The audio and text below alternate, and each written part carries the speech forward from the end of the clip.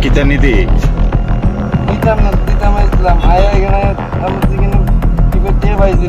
তোর গাড়ির ভিতরে কৌটা টাকাল এরপরে রেত কারণে বাইসাইকেল উঠাইছ করে বাইসাইকেলটি কে উঠাইছে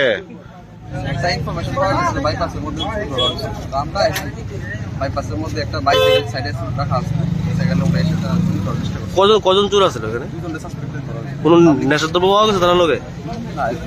কি চুরি করছিল?